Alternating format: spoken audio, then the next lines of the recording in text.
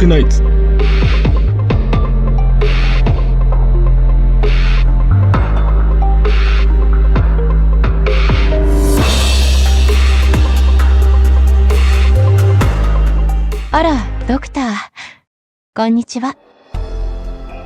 Arknights is a tower defense anime game developed by Hypergriff, a Chinese game company. This game is my favorite gacha game of all time. If I were to only play one gacha in my life, this game will be it. But what makes it so good compared to the other gachas? In this review, I'm gonna list the pros and cons and make a conclusion based on what I think of them.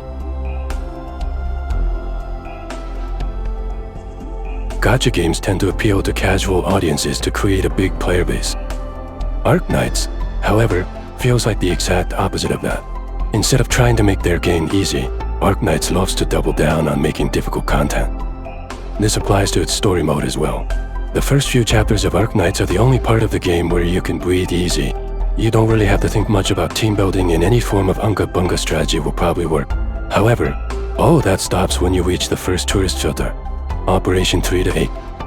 In this chapter, you'll face an enemy known as Skull Shatterer, who uses AoE attack that shreds your operator's defense. If you haven't learned how to bait an enemy's attack, this chapter will make you do so. The level only gets harder from there. There's this chapter called Operation 7 to 16 in which 2 years ago, most of the people in my friend list were stuck on. They seemingly stopped playing altogether since they never logged in, and unfortunately, I had to replace them with more active players. The challenge doesn't stop there. Every few months, there's an event called Contingency Contract or CC. It's a form of endgame dedicated for veterans. Unlike your typical time-gated gacha endgames, the only time gate here is the first week of the event, where if you are unable to beat Risk 18 or score 620 points, you'll miss the trimmed medal, which is something that you can flex around. Arknights' gacha system is relatively generous. 2% for the highest rarity, no weapon banner, decent pity system, and limited stuff are pretty much only twice a year. However, the 50-50 system in Arknights is kinda brutal since it lacks guarantee upon losing. Even the newly added focused selection pity system is bad since you need to pull for 150 times. This is worse for limited character banner, where the guarantee sits at 300 pulls unless it's a collab limited banner. So, why do I still put the gacha system as one of the reasons you should play the game? Well, that's because the currency is fairly easy to procure. Every week you can at least accumulate up to a total of 4 pulls from daily quests in the game's weekly challenge mode known as Annihilation. The pulling currency can also be infinitely crafted as long as you have the materials needed. Arknights also has this secondary gacha system where you don't use your pulling currency to get the characters. Instead, you'll be using recruitment permits. Now, to be fair, it's not the best way to get a 6-star operator since there are specific conditions for them to be pulled from this method, such as the top operator tag. But hey, who knows, you might get lucky. Arknights also has a borrowing mechanic. You can borrow a single operator from a friend or stranger to be used in any level in the game. This eases the FOMO, and even better since you don't have to waste your resources to build the character in the first place. The only downside from this is that you won't be able to auto-battle the map since you have to use your own operators to do so.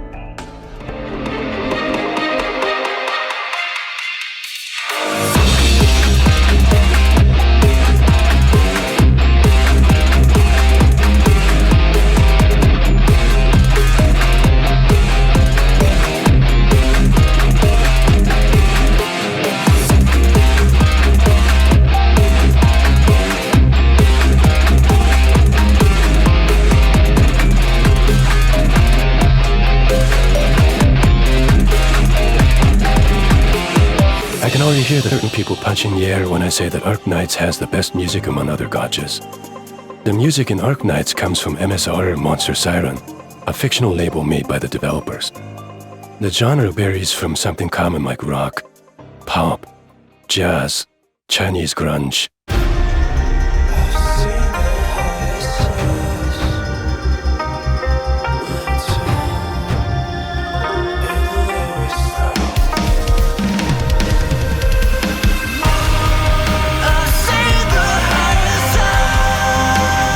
Christian dubstep.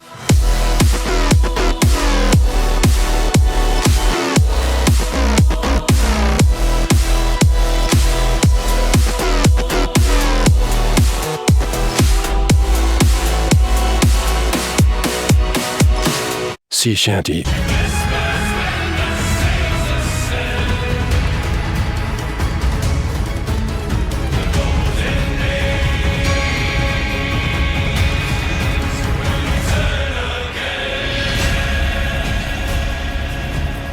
And many more.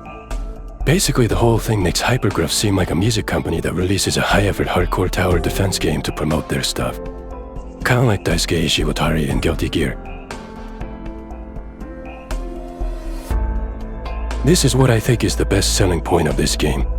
At least for me, the roguelike mode known as integrated strategy is. When I first played Arknights, I kept hearing about a gameplay mode that people demanded so much to return. The mode in question is since. Months later, IS2 was launched, and it got me hooked almost instantly. Integrated strategy can be brutal and punishing even on the lowest difficulty. You'll be expected to lose a lot of times during your first few playthroughs, and lose a lot afterwards due to the randomized nature of it. Once you got the hang of it and beat your first run, you'll notice that the whole thing doesn't end there. Each has multiple endings, and every alternate ending has a more difficult boss fight that requires you to plan your run.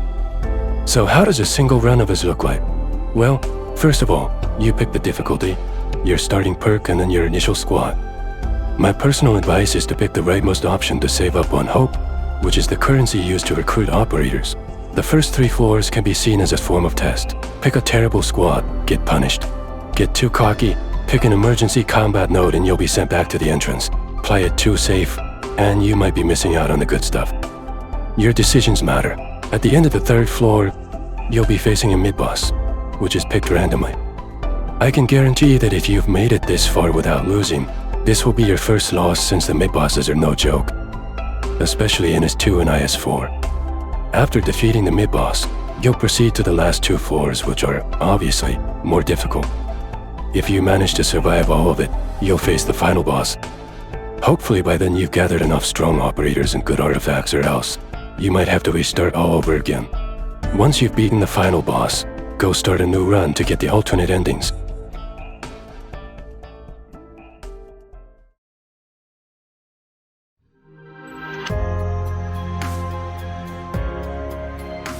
Arknights is known for its overly extensive lore and world building. Hell, one of the game's events has over 70,000 word counts. For comparison, the highest word count for a Narnia book is around 64,000 words. Basically, if you're the type of player who cares a lot about story, Arknights is definitely gonna be up in your alley. However, all the good stuff is wrapped up in a terrible package. The way Arknights delivers its story is mind-bogglingly verbose.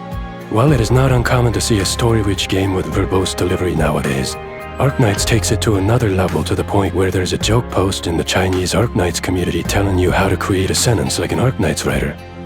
Thankfully, there's the option to skip the story cutscene along with a brief summary of what happens. Also, there are many YouTube channels that retell the game's story in a much better fashion. I recommend watching Frostbite's story recap for this matter.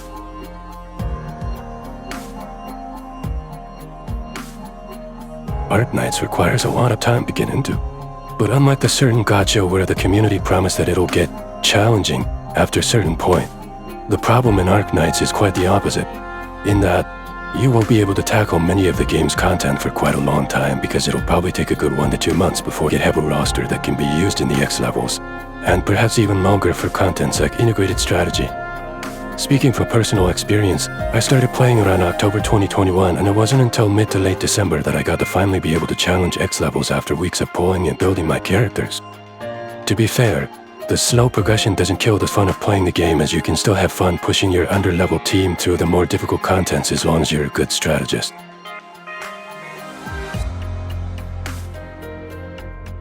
One of the biggest threats to Arknights' difficulty is the abundant amount of guides on sites like YouTube. On its own, Arknights is a relatively difficult game even compared to non-gacha games. However, any form of guide can immediately destroy the game's challenging parts due to how non-rung-based strategy game works. Obviously, many of the late game contents are still difficult even if you try to follow a guide, and there's nothing wrong with doing so.